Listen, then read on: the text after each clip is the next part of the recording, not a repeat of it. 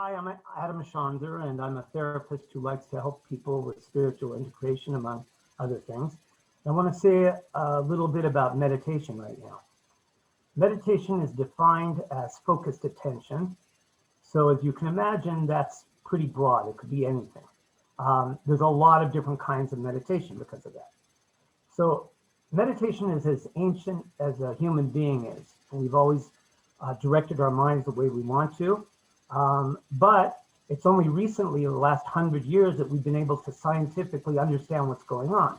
In other words, people will talk about very deep meditation, less deep meditation. They have all kinds of experiences in meditation.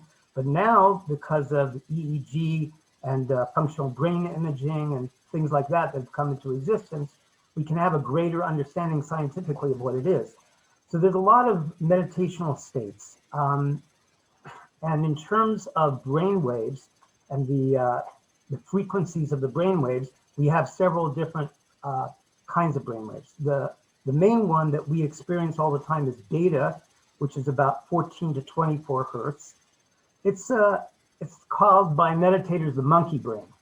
It's basically kind of a distracted, anxiety dominant, exteriorly focused state. But then you get into the meditative states. The alpha brainwave is at 8 to 13 hertz.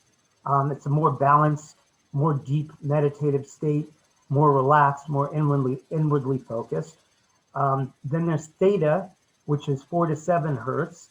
And that's where a person can tap into their visionary aspects, creativity, intuitiveness, images, and it's more relaxed and more inwardly focused.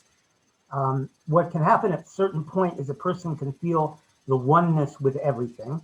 They can feel the underlying fields of unity and very much in touch with this deep subconscious. It sounds a little like LSD, but it's just a person sitting in a chair. The other main brainwave is delta, which is associated with the sleep. Now, sleep is, of course, very restorative, but actually, interestingly enough, meditative states can be at a lower metabolic rate than the actual sleep. So that means there's a kind of rest that you can get in meditation, which is even beyond sleep. But I'm not making any recommendation that a person should replace sleep with meditation, because there's certain special things that happen in sleep. Anyway, so what I want to do now is quickly bring you through one of the techniques of meditation, which is called mantra meditation. It came mostly from India, the understanding of it. It's extremely simple, but it's also very powerful. The problem is, as simple as it is, it's also that difficult, because we have a wild, untamed mind. And what we're trying to do in mantra meditation is to tame the mind. All you do is pick a word or phrase. That's all it is. So there's a thing called standardized clinical meditation, where they tried to remove all the religious and philosophical aspects and just do the physical part of meditation.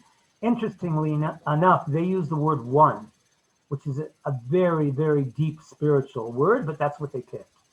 So what you would do simply is to sit in a chair and say, or think, or quietly whisper, one, one, one. That's the whole thing. You just keep doing that.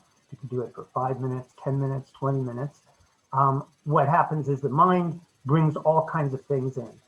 And when that happens, you just gently bring your mind back to the word or phrase that you're using. Before you start that, you would want to do progressive relaxation. That gets the whole body relaxed. You could start with your head and go down to your feet. And through the whole thing, you're tensing first and then relaxing as much as possible and concentrating on the relaxation. I have a caveat for mantra meditation, because it is a very powerful meditation. I would suggest if somebody has serious mental health challenges, that they have somebody else in the room to sort of talk them down if they need it. So now, when a person is in this meditation, if you believe in God, then I would suggest that you concentrate in the background. In other words, you're saying one, but you're concentrating in the background on God. And that brings you through all kinds of other things that could bother you. If you don't believe in God, so then I would suggest that you not get pulled in by any spiritual creatures you may meet in your meditation, and not to get overly commanded by voices. Anything that comes up, basically, you sort of ignore. You pay attention to it, but you ignore it at the same time so you don't get in trouble.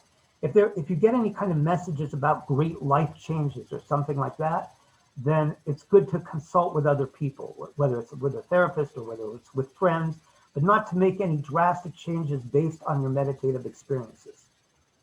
So there you have a quick introduction to mantra meditation, and I hope you have happy meditating.